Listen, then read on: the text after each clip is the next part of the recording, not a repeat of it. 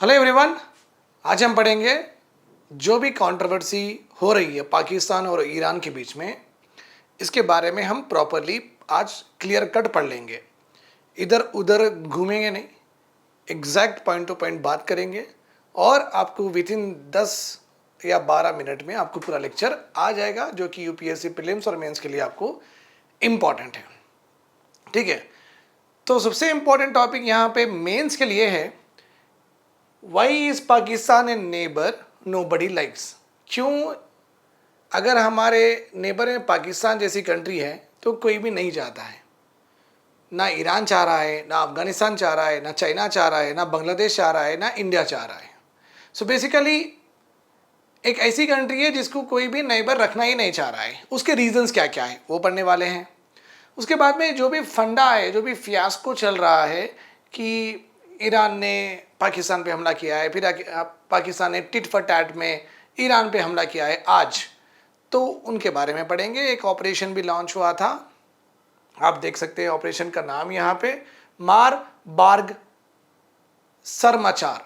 मारबार्ग सरमाचार ये पाकिस्तान का ऑपरेशन है अगेंस्ट ईरान, तो इसके बारे में पढ़ेंगे कंप्लीट। इसमें इनकी कंट्रोवर्सी क्या है, क्यों ये एक दूसरे के ऊपर मिसाइल दाग रहे हैं, उसके बारे में भी पढ़ेंगे। और लास्ट हमारी टॉपिक ये भी रहेगी कि किस तरीके से इनके अगर रिलेशंस बिगड़ते हैं तो हमारी जो जियोपॉलिटी है, मीन्स जो ज्योग्राफी पे political influences, political pressure, political relations चल रहे हैं, वो किस तरीके से चेंज होंगे, उसके बारे में भी हम पढ़ेंगे। उससे पहले मैं आपको एक मोटे मोटे तौर पे इन दोनों के बीच की लड़ाई असल है क्या, ईरान और पाकिस्तान के बीच में ये जो मिसाइल एक दूसरे के ऊपर दाग रहे हैं वो किस वजह से दाग रहे हैं, मैं आपको एक बहुत इजी एग्जाम्पल देके समझा दूंगा। अच्छे से सुनिए। ओके, राइट, चलो यहां पे देखिए, ये एक दो पड़ोसी है, ए है बी है, दो पड़ोसी है। दो पड़ोसी के पास यहां पे जरा एरिया है, बी जो पड़ोसी है उनका बी एरिया, ए जो पड़ोसी है उसका ये एरिया। ठीक है, ए और बी दोनों पड़ोसी है और ए का एरिया इतना है, बी का एरिया इतना है, तो ए का ये एरिया, ये हिस्से का एरिया, बी का ये हिस्से का एरिया, ये यहां पे जो लोग रहते हैं, ठीक है, वो लोग इंडिपेंडेंट होना चाहते हैं। वो लोग इंडिपेंडेंट होना चाहते हैं, ना तो बी गवर्न करेगी ये लोगों को, ना तो ए गवर्न करेंगी ये लोगों को। ठीक है, ये जो पार्ट जो इंडिपेंडेंट हो रही है अभी, वो इसे हम ए को ईरान समझेंगे, बी को हम पाकिस्तान समझेंगे। ठीक है, अभी जो पार्ट जो इंडिपेंडेंट होना चाहती है, जो ना कि बी से गवर्न होना चाहती है, ना ए से गवर्न होना चाहती है, हाँ मतलब ना पाकिस्तान उनको गवर्न करे, ना ईरान उनको गवर्न करे, तो वो जो इंडिपेंडेंट जो होना चाह रही है वो एरिया का नाम है बलूचिस्तान। ठीक है, वो एरिया का नाम क्या है, बलूचिस्तान है। रिमेंबर दिस पॉइंट, बस पूरी स्टोरी यही है। अभी क्या हो रहा है, ए भी, ईरान भी ये एरिया को फोर्सफुली अपने अंडर रखा है, पाकिस्तान भी ये एरिया को अपने फोर्सफुली अंडर रखा है। तो यहां के पाकिस्तान से स्पॉन्सर्ड किए गए, पाकिस्तान के जो भी यहां पे टेररिस्ट ऑर्गेनाइजेशंस, मींस उनके जो प्रॉक्सी होते हैं, प्रॉक्सी का मतलब क्या है, फेस पाकिस्तान का नहीं है बट काम और ऑब्जेक्टिव पाकिस्तान का पूरा कर रहे हैं, तो वैसे लोगों को हम प्रॉक्सीज बोलते हैं। तो यहां पे पाकिस्तान के जो प्रॉक्सीज यहां पे हैं, ठीक है, ये लोग क्या कर रहे हैं, समहाउ यहां पे इंटर होके यहां की आवाज भी दबा रहे हैं, यहां की आवाज दबा रहे हैं। जब ईरान भी क्या कर रहा है, इनके प्रॉक्सीज के थ्रू यहां की आवाज भी दबा रहा है और यहां की आवाज भी दबा रहा है। इन दोनों में ये प्रॉब्लम चल रही है अभी के टाइम पर, इसलिए ये दोनों लड़ रहे हैं। ठीक है, इसके बारे में हम डिटेल में और पढ़ेंगे अपने लेक्चर में। अभी तक आप ये याद रखिए, सबसे पहले मैपिंग बहुत इंपॉर्टेंट हो जाती है फॉर अपने यूपीएससी के लिए, तो मैपिंग करना मत भूलिए। ये जो भी आप कलर में या आप मेरी जो भी पिंक लाइन आप देख रहे हैं, ये पूरी पिंक लाइन है पाकिस्तान की। This is all what Pakistan, remember this point. अब क्वेश्चन ये आता है, क्या पाकिस्तान इंडिया से, तो यहाँ पे मैप में रॉन्ग दिया गया है, तो मैं वैसे ही पिकअप करा मैप, डोंट वरी, ये इंडिया ही है, हम सही कर देंगे, ठीक है। ये हमारा इंडिया, इंडिया से तो पाकिस्तान का बॉर्डर है ही है, इंडिया से पाकिस्तान का अफगानिस्तान से तो प्रॉपर है। तो बहुत लोगों को ये भी नहीं पता है कि पाकिस्तान क्या ईरान से बॉर्डर करता है या नहीं करता है। हाँ करता है। ये एरिया जो दिख रहा है, जो मैं थिक कर रहा हूं, ये एरिया ईरान का है, ओके, ये एरिया पाकिस्तान का। तो ये इनकी इतनी बड़ी बॉर्डर है, ईरान और पाकिस्तान की इतनी बड़ी बॉर्डर है। तो आप देख सकते हैं, जो ईरान से जो लग रहा है पाकिस्तान का जो स्टेट, वो अभी भी प्रोविंस बोलते हैं, तो ईरान से जो लग रहा है पाकिस्तान का जो प्रोविंस बलूचिस्तान है, और यहाँ पे ईरान के पास जो यहाँ पे स्टेट उनका प्रोविंस लगता है वो भी बलूचिस्तान है। तो यहाँ पे सियासतन बलूचिस्तान है और यहाँ पे पाकिस्तान का बलूचिस्तान है।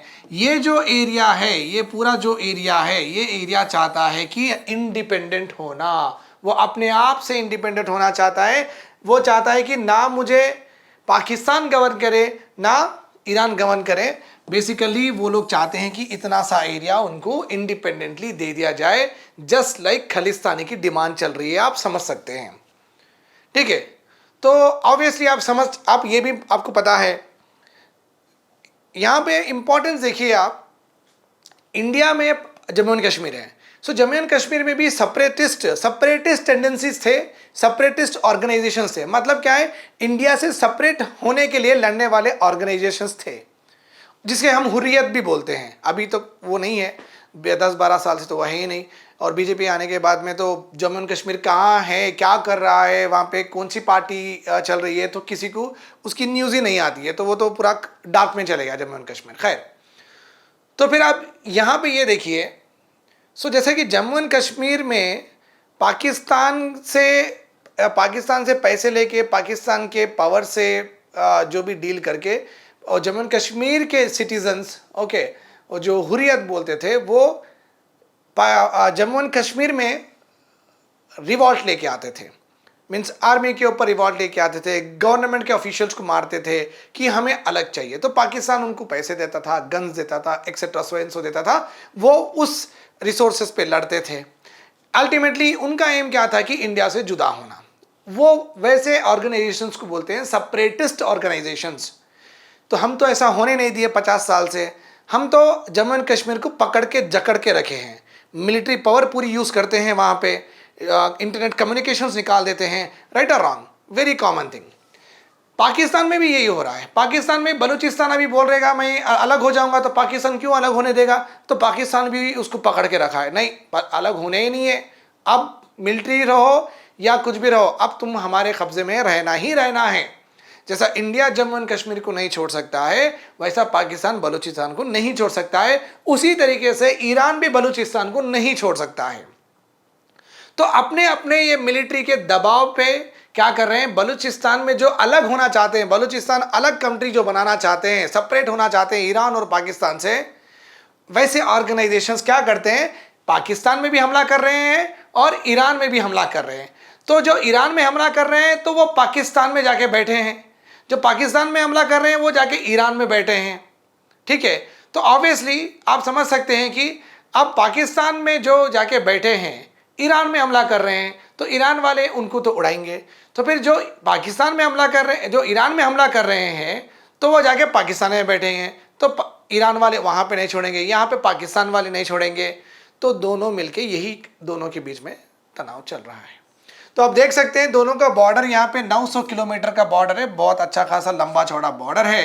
तो आप देख सकते हैं पाकिस्तान की बलूचिस्तान प्रोविंस, पूरी प्रोविंस पाकिस्तान की ओके ईरान को लगती है। ओके, और ईरान की सियासतन एंड बलूचिस्तान, उनकी भी ये जो इनका जो एरिया है यहाँ सियासतन बलूचिस्तान, दो स्टेट्स हैं, वो दोनों भी बलूचिस्तान से पाकिस्तान के बलूचिस्तान से बॉर्डर शेयर करते हैं। ठीक है, तो I guess this is all clear to you. चलिए, अब दोनों में कंट्रोवर्सी क्या चल रही है आपको तो मालूम है।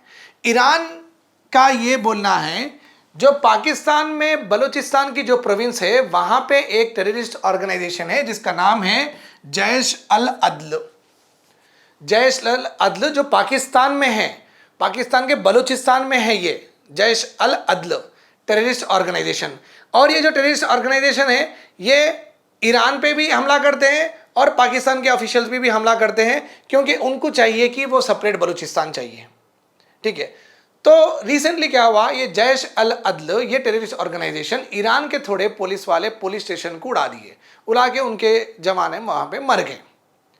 तो ईरान को पता चला उनका एक हाइड आउट, उनका एक हाइड छुपने की जगह पता चली ईरान को, मगर वो पाकिस्तान के बलूचिस्तान में रहते, वो पाकिस्तान के बलूचिस्तान में रहते। कौन? जैश अल अदल। तो ईरान वालों को ये पता चला कि भैया यहाँ पे हाइड कर रहे हैं, तो ईरान ने उनके ऊपर मिसाइल दागी। ठीक है, अब एट दी एंड क्या हुआ, ईरान ने वो टेररिस्ट ऑर्गेनाइजेशन के ऊपर मिसाइल तो दागी, बट वो कंट्री किसकी है? पाकिस्तान की। फिर पाकिस्तान से पूछे बिना आप अगर अटैक करेंगे तो पाकिस्तान पे रिटेलिएट तो करेगा ही। तो पाकिस्तान अभी क्या कर रहा है, आपके जो टेररिस्ट ऑर्गेनाइजेशन जो हमारे पास आके जो ये आतंकवाद फैलाते हैं, जो बलूचिस्तान में जो भी अनस्टेबिलिटी हमारे पास जो हो रही है वो आपके वजह से हो रही है, तो हमें भी ऐसे कुछ लोग मिले हैं, तो हम भी आपके ऊपर मिसाइल इसलिए छोड़ें। तो परसों कल ईरान ने छोड़े थे पाकिस्तान पे मिसाइल, वही बहाना देके आज पाकिस्तान ने छोड़े ईरान के ऊपर मिसाइल्स, वही बहाना देके। Okay, so tit for tat हो गया। जो ईरान ने जब छोड़े हैं मिसाइल्स पाकिस्तान के प्रोविंस बलूचिस्तान में, फिर पाकिस्तान रिटेलिएट करा है, मींस टिट फॉर टैट दिया है, और वो ऑपरेशन का नाम पाकिस्तान ने रखा है मारबाग समाचार। मारबाग समाचार, रिमेंबर दिस पॉइंट, बस इतना ही है। और बोथ साइड्स यही बोल रहे हैं कि देखिए, पाकिस्तान वाले बोल रहे हैं कि हम ईरान की इंटेलिजेंस को ऑलरेडी बोले हैं कि हम एक्शन ले रहे हैं, हम उस पर काम कर रहे हैं, बट वो एक्शन नहीं ले रहे हैं हमारे इंटेलिजेंस पे। ईरान वाले यही बोल रहे हैं कि हम पाकिस्तान को इंटेलिजेंस दे रहे हैं कि वो यहाँ पे हैं, आपके बलूचिस्तान एरिया में हैं, जाइए जाके वहाँ पे उनको पकड़िए, मारिए। तो ईरान ये बोल रहा है कि हम इतनी इंटेलिजेंस देने के बाद में पाकिस्तान रिएक्ट नहीं कर रहा है, पाकिस्तान यही बोल रहा है कि हम इतनी इंटेलिजेंस देने के बाद में ईरान एक्ट नहीं कर रहा है। तो दोनों के बहाने सेम है, दोनों के रीजंस भी थे सेम है। अल्टीमेटली एक ही चीज़ दोनों को चाहिए कि दोनों को भी बलूचिस्तान चाहिए, दोनों भी बलूचिस्तान छोड़ना नहीं चाहते हैं। जैसा इंडिया कश्मीर के नहीं देगा कभी भी, और इंडिया में और एक टेररिस्ट ऑर्गेनाइजेशन है जो कि इंडियन गवर्नमेंट ने ही रिसेंटली डेजिग्नेट किया है, खपलांग। तो आजकल उनसे भी हमारी दोस्ती अग्रीमेंट होने वाली है या हो चुकी है आई गेस। ठीक है, तो वो भी नागालिम चाहते हैं। नागालिम मतलब क्या है, 3-4 नॉर्थ ईस्टर्न स्टेट्स वो अलग करके अलग रहना चाहते हैं इंडिया से। ना इंडिया अरुणाचल प्रदेश देगा, ना इंडिया नागालैंड देगा, राइट और रॉन्ग। हम भी उनको पकड़ के जकड़ के रखेंगे, ओके, जब तक हम रख सकते हैं, और हम रखेंगे भी फॉरएवर। तो वही यहाँ पे भी चल रहा है। सेपरेट होने का मुद्दा छोड़ दीजिए बोल के पाकिस्तान वाले बलूचिस्तान के लोगों को बोल रहे हैं, ईरान वाले भी बलूचिस्तान के लोगों को बोल रहे हैं। मगर बलूचिस्तान के अंदर है, ओके, बलूचीज पीपल जो रेसिस्ट कर रहे हैं, ईरान का रूल भी नहीं चाहिए, पाकिस्तान को रूल भी नहीं चाहिए, वो रेसिस्ट करके अपने आप में एक ग्रुप बना लिए। वो ग्रुप का नाम है जैश अल अदल, जो कि पाकिस्तान और ईरान को दोनों को बेसिकली सता रहा है। ठीक है, चले, ये जैश अल अदल है क्या? ये जैश अल अदल हिंदी मीनिंग है इसका, सॉरी इंग्लिश मीनिंग है आर्मी ऑफ जस्टिस। ये सेपरेटिस्ट ऑर्गेनाइजेशन है जैसा कि मैं आपको बोला हूं, और ये इसका एक पुराना ऑर्गेनाइजेशन, एक पेरेंट ऑर्गेनाइजेशन था जिसका नाम था जंडुल्ला। जंडुल्ला ये पेरेंट मीन सबसे ऊपर वाला ऑर्गेनाइजेशन था, बट जंदुल्ला जब बड़ा सा ऑर्गेनाइजेशन था जो कि बलूचिस पीपल, बलूचिस रेसिस्टेंट ग्रुप, बलूचिस के ट्राइबल टेररिस्ट ग्रुप वाले थे इसमें। तो उनके एक लीडर थे, ओके, जिसका नाम था अब्दुल मलिक रिगी। इनका असैसिनेशन ईरान ने कर दिया था, ईरान ने इनको मार दिया था। ओके, जंदुल्ला ये एक टेररिस्ट ऑर्गेनाइजेशन था जो ईरान और पाकिस्तान में टेररिस्ट हमले करके अपने आप को सेपरेट होने का इसका विजन था, इसका गोल था। तो इसके लीडर को इसने मार दिया। मारने के बाद में ये अपने आप में कमज़ोर पड़ गया। कमज़ोर पड़ने के बाद में फिर से अपने आप को ऑर्गेनाइज करा in the form of Jaish al Adl. ठीक है, ये ग्रुप क्लेम करता है कि हमें इंडिपेंडेंट चाहिए सिस्टन एंड बलूचिस्तान प्रोविंस से। सिस्टन एंड बलूचिस्तान प्रोविंस से मीन्स ईरान से सिस्टन और पाकिस्तान से बलूचिस्तान, इन दोनों भी हमें छोड़ दो। ओके, नाउ ये जैश अल अदल की पूरी कमान सलाउद्दीन फारूकी ने संभाली है और उसका डिप्टी लीडर है मुल्ला उमर। ओके, ये जो जैश अल अदल है, इनके लिंक्स अलकायदा से भी थे। अलकायदा जो कि पाकिस्तान में बेस्ड है, ये भी एक टेररिस्ट ऑर्गेनाइजेशन है पाकिस्तान में। ये लोग कहीं पे भी रहते हैं, पाकिस्तान की गवर्नमेंट डिनाई करती है कि हमें तो पता नहीं है, बट ऑब्वियसली कंट्री में रह रहे हैं, कंट्री के लोगों को, कंट्री की गवर्नमेंट को नहीं मालूम कि उनके सरजमी पे कौन रह रहा है, ऐसा हो ही नहीं सकता। तो हम यही बोलते हैं ना इंडिया के लोग कि पाकिस्तान एक्सपोर्ट करता है इंडिया में टेररिज्म। क्यों बोलते हैं कि एक कंट्री को उसके अंदर क्या हो रहा है नहीं मालूम हो रहा, ये तो हो ही नहीं सकता। इसका मतलब है पाकिस्तान उनको वहां पे पनाह दे रहा है ऑब्वियसली। ठीक है, तो अलकायदा जो पाकिस्तान में एक टेररिस्ट ऑर्गेनाइजेशन है, ठीक है, उसका एक लिंकिंग भी है जैश अल अदल से।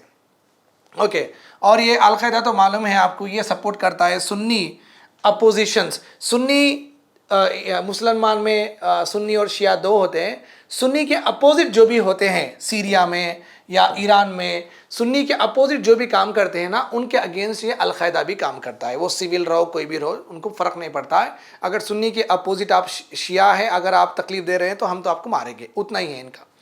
ठीक है, तो इनकी एक जेनेसिस अलकायदा से भी आती है। उसामा बिन लादेन उनके फेमस पर्सनैलिटी है उसमें। ठीक है, चलिए। The group also maintains ties with Ansar al-Furqan, another Iranian Baloch Sunni, armed group operating in Iran. Again see, Iran में ही उनके सियासतन बलूच प्रोविंस में और एक टेररिस्ट ऑर्गेनाइजेशन ऑलरेडी बन चुकी है जिसका नाम है Ansar al Furqan. Okay, another Iranian Baluchi Sunni armed group operating in Iran. So Iran को अभी दो से खतरा है, जैश अल अदल से और अंसार अल फुरकान। ये अंसार अल फुरकान ईरान में है टेररिस्ट ऑर्गेनाइजेशन। जैश अल अदल का बेस है पाकिस्तान के बलूचिस्तान में। Remember this point, I guess this is all clear to you. ठीक है, चलिए।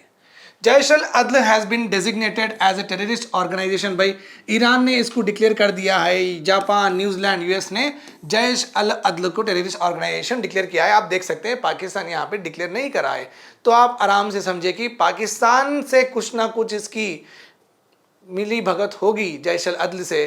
तो पाकिस्तान के मिलिट्री के जो भी बड़े बड़े लीडर्स होते हैं, इनसे मिलते होंगे, इनके लीडर से मिलके कैसा करेंगे, अब ईरान का बलूचिस्तान एरिया कैसा लेंगे, वहाँ पे कौन से हमले करेंगे, तो वो पूरे शायद वो लोग बात करते होंगे। ठीक है, क्योंकि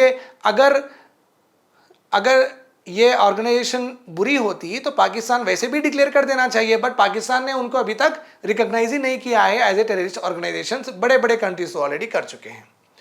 ठीक है, और एक इंपॉर्टेंट ये जी के पॉइंट है यहाँ पे, ईरान और उनके जो भी अलाइस है, लाइक यमन है, ठीक है, कतर है, सऊदी अरेबिया, अभी के जो भी इजराइल से लड़ रहे हैं, ओके, ये तो डायरेक्टली फेस से नहीं लड़ रहे हैं, इनके प्रॉक्सीज से लड़ रहे हैं, इनके प्रॉक्सीज से लड़ रहे हैं। तो आप देख सकते हैं कि ये पूरे कंट्रीज के प्रॉक्सीज क्या है।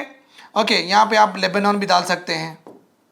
लेबनान में है हिजबुल्ला, यमन में है हाउथी, और पैलेस्टीन में है हमास। सो ये पूरे कंट्रीज इन पूरों को आर्म सप्लाई कर रहे हैं, हर चीज दे रहे हैं कि लड़ो इजराइल से। तो ये इनके पूरे अलाइज को हम बोलेंगे, ये पूरे अलाइज को हम बोलेंगे axis of resistance, axis of resistance. Remember this point. ठीक है, ये बहुत important GK. Now what is with the border conflict. Border conflict actually क्या है, थोड़ी बहुत इसकी हम जेनेसिस देख लेंगे 1 मिनट में। ठीक है, ये जो बलूच पीपल है जो हम ऑलरेडी देख चुके हैं, also called as Baloch, they live Pakistan में रहते हैं, अफगानिस्तान, ईरान के जो भी कंप्लीट ये 3 कंट्री जहां पे मिलती है ना, वो 3 कंट्री के बॉर्डर्स पे ये अपने आप में पूरे बसे हुए हैं। ठीक है, और वो हमेशा से ये एग्जिबिट करते हैं कि हमें इंडिपेंडेंस चाहिए, ना तो हम इस्लामाबाद से गवर्न करने पसंद करेंगे, ना तो तेहरान से गवर्न करना पसंद करेंगे, हमें अकेला छोड़ दो। उनकी हमेशा से ये डिमांड रही है। और ये जो एरिया है बहुत रिच है, नेचुरल रिसोर्सेज से भरा पड़ा है। और यहाँ के बलोच पीपल ये भी बोलते हैं कि ईरान और पाकिस्तान, ये बलोच की जो भी सरजमी से जो भी निकल रहा है नेचुरल रिसोर्सेज, ये पूरा तो यूज़ कर रहे हैं, बट उसके जो बेनिफिट है वो कॉमन पीपल में ट्रिकल डाउन नहीं हो रहे हैं, वो बलोच पीपल से नहीं आ रहे हैं। बलोच पीपल की इनकम, उनकी वेल्थ, उनके पॉवर्टी लेवल्स कम नहीं हो रहे हैं। ठीक है, बलूचिस्तान पाकिस्तान की लार्जेस्ट प्रोविंस है बाय एरिया। हमेशा यहाँ पे डेडली अटैक्स होते रहते हैं रिसेंट ईयर्स में, और डिकेड लॉन्ग, सालों साल इंसर्जेंसी होती रहती है बाई सेपरेटिस्ट। बलूचिस्तान में सेपरेटिस्ट लोग आते रहते हैं, फिर वो मरते हैं, फिर एक नया ग्रुप बनता है, फिर वो मरते हैं, फिर एक नया ग्रुप बनता है। ये कॉमन सिनेरियो वहाँ पे चलते रहता है। और ओके, और बलोच बहुत इंपॉर्टेंट रीजन भी है मिनरल रिसोर्सेज की वजह से। ओके, ईरान के पास ऑलरेडी एक लॉन्ग हिस्ट्री है इंसर्जेंसी। इंसर्जेंसी का मतलब है घुसपैठ। ओके, तो ईरान में भी घुसते आते हैं। कौन कौन आते हैं? कुर्दिश, अरब, बलोच माइनॉरिटीज ईरान में घुसते हैं और ईरान को डिस्टेबलाइज करते हैं। वहां पे टेररिस्ट एक्टिविटीज आते हैं। जैश अल अदल is one of the many terrorist. एक पूरे टेररिस्ट ऑर्गेनाइजेशन में जैश अल अदल एक ऐसा टेररिस्ट ऑर्गेनाइजेशन है जो कि ईरान के अंदर ही है, बलूचिस्तान प्रोविंस में। ठीक है, मैं ये आपको ऑलरेडी बता चुका हूँ, ये ऑलरेडी हम पढ़ चुके हैं। और ये जो जैश अल अदल है वो ईरान की सिक्योरिटी को टारगेट करते हैं, आर्मी को टारगेट करते हैं, गवर्नमेंट ऑफिशियल्स को टारगेट करते हैं, शिया सिविलियंस को टारगेट करते हैं। अकॉर्डिंग टू ईरान की एक एजेंसी है जिसका नाम है नेशनल काउंटर टेररिज्म सेंटर, वो टेररिज्म सेंटर के हिसाब से ये पूरी जैश अल अदल की हिस्ट्री है। अभी सबसे इंपॉर्टेंट है कि कोई क्यों नहीं चाहता कि पाकिस्तान उनका नेबर हो। ठीक है, हम इसके बारे में हम पढ़ेंगे थोड़ी देर के बाद। अटल बिहारी वाजपेयी का एक फेमस कोट है। अटल बिहारी वाजपेयी ने कहा है, हम अपने नेबर को तो बदल नहीं सकते, क्योंकि अगर आपके घर के पास आपके नेबर है, आप कैसे ही बदलेंगे? बदल तो नहीं सकते, बट हम दोस्त बदल सकते हैं। आज मैं आपसे मिला, कल आपसे मेरी लड़ाई होगी, मैं किसी और से बात कर लूंगा या आप किसी और से बात कर लेंगे, तो हम दोस्त बदल सकते हैं, मगर नेबर बदल नहीं सकते, क्योंकि नेबर का परमानेंट प्लेस होता है अपने घर के पास। बट अगर एक चांस दिया जाए, ओके, पाकिस्तान जैसा नेबर कोई नहीं चाहता। ओके, पाकिस्तान जैसा नेबर कोई नहीं चाहता, तो हम अलग ही होना चाहते। तो अटल बिहारी वाजपेयी ने बहुत अच्छे फनी वे में कहा था कि ये एक ऐसा नेबर है, हम दोस्तों को तो हम अलग अलग छोड़ सकते हैं, मगर ये ऐसा नेबर है जिससे अगर ऑप्शन दिया जाए हम इसको छोड़ देंगे, ये नेबर नहीं चाहिए। ओके, तो आपको तो पता है कि इंडिया से आर्च राइवल है, स्पोर्ट्स में रहो, टेररिज्म में रहो, दोनों कंट्रीज हमेशा जूझते रहते हैं, उसके बारे में पढ़ेंगे।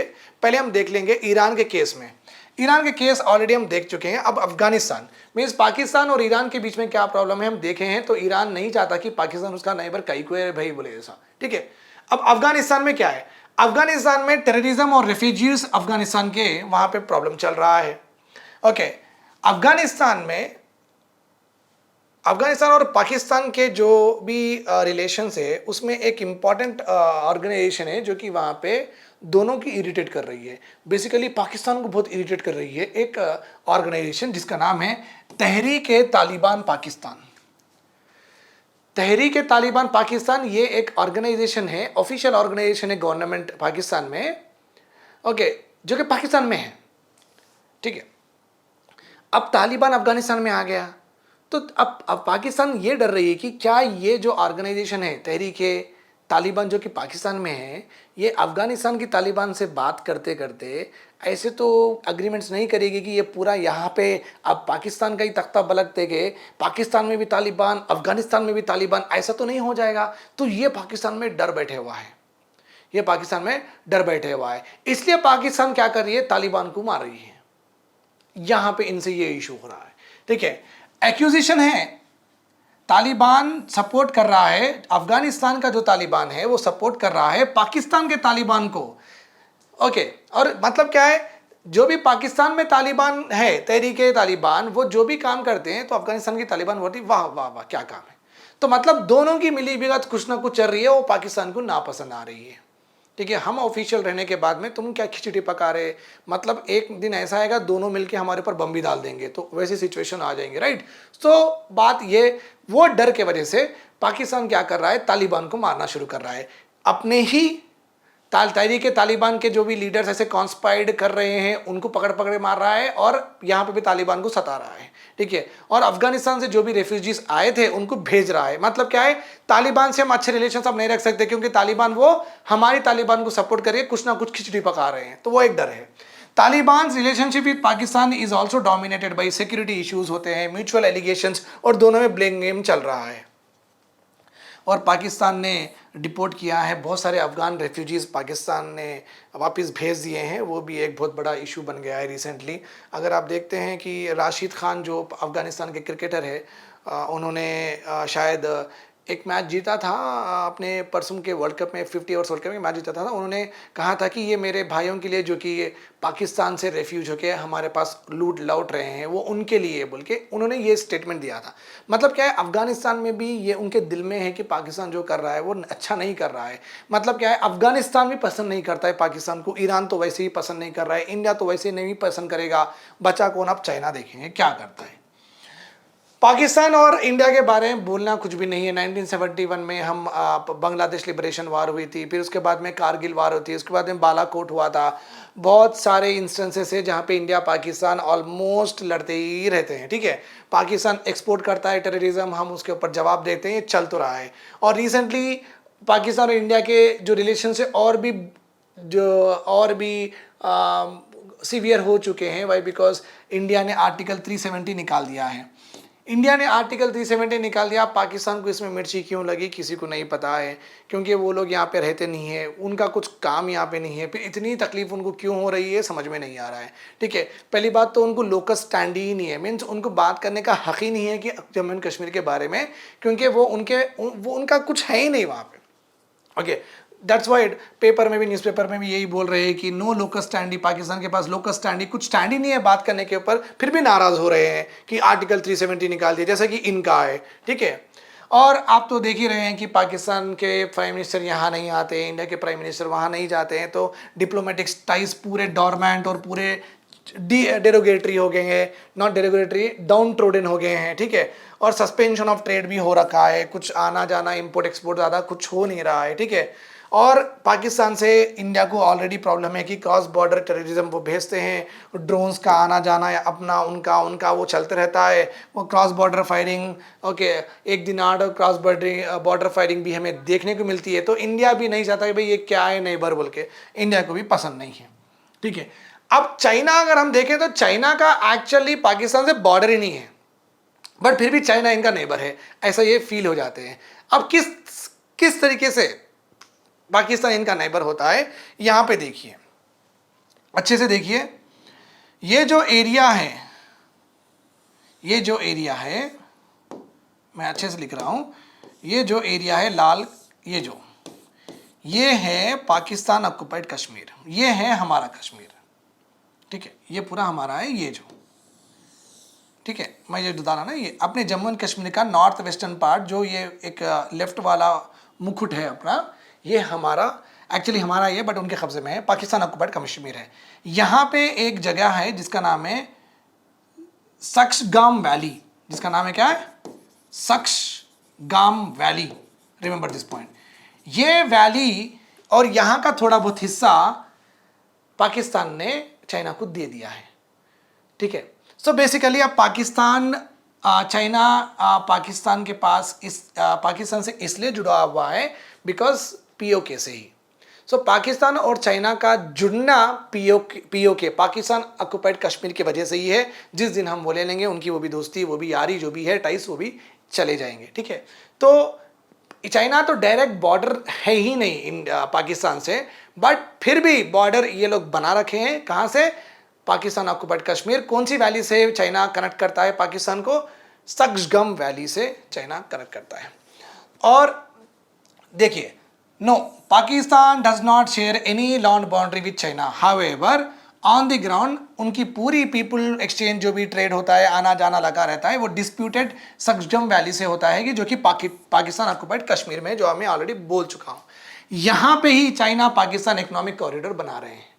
तो आप समझ सकते हैं कि इंडिया को कंट्रोल करने के लिए, और चाइना भी इंडिया से एनी हाउ अगेंस्ट है, तो फिर पाकिस्तान इंडिया को कंट्रोल करने के लिए चाइना के पास ज़्यादा दोस्ती दिखा रहा है, प्यार मोहब्बत से रह रहा है। उनको आने जाने का रूट, उनके लिए इकोनॉमिक कॉरिडोर का रूट, उनसे फिर पैसे मांगना, फिर उनके डेट में जाने का रेडी भी है। श्रीलंका के जैसी हालत कैसे भी होने वाली है एक ना एक दिन। बट इंडिया को दबा के रखने के लिए पाकिस्तान चाइना मिलके, ओके, पाकिस्तान ने चाइना को बहुत अलाउ किया है और यहाँ पे वो इकोनॉमिक कॉरिडोर भी बना रहे हैं, ठीक है, राइट। सो कल को अगर हम पीओके लेंगे तो चाइना की यहाँ पे एसेट होंगे, चाइना की यहाँ पे मिलिट्री होगी, फिर वो वहाँ पे आने नहीं देंगे, एग्रेशन होगा, फिर यहाँ पे भी इंडिया की आर्मी और चाइना की आर्मी का स्टैंड ऑफ होगा, फिर वहाँ से पाकिस्तान की भी आर्मी आएगी, पाकिस्तान की आर्मी, चाइना की आर्मी, फिर इंडिया की आर्मी, फिर भिड़ेंगे पीओके के पास। सो चाइना, पाकिस्तान पहले से ये सोच रखा है कि अगर इंडिया चाहे तो आराम से पीओके ले सकता है, ऐसा आके ले सकता है, तो बेटर है मैं चाइना को वहाँ पे बेस बना के दे दूँ। सो वहाँ पे फिर सिचुएशन कॉम्प्लेक्स हो जाएगा, तो चाइना मेरी हेल्प कर देगा, पाकिस्तान उस भरोसे है। बट आप समझ सकते हैं ये पूरे डिप्लोमेटिक टाइस है। जिस तरीके से श्रीलंका में क्राइसिस आने के बाद में चाइना ने हाथ उठा के भाग गया है, उसी तरीके से पाकिस्तान को भी इतना पैसा देगा और डेट करके ऑलरेडी वो भी वहाँ से चले जाएगा, वही है ये। तो बेसिकली आप समझ सकते हैं कि पाकिस्तान की इंडिया से नहीं बनती है, अफगानिस्तान से नहीं बनती है, ईरान से नहीं बनती है, और चाइना से भी जो छोटी मोटी छोटे टाइम की मोहब्बत है वो भी ज़्यादा दिन तक नहीं टिकेगी, उससे भी नहीं बनती है। इसलिए Pakistan is a country which no one like to have its neighbour. That's all for today. Keep watching and do subscribe to the channel, and for admissions it is given in the description section. You can just call and message on it and take a demo session. Thanks a lot.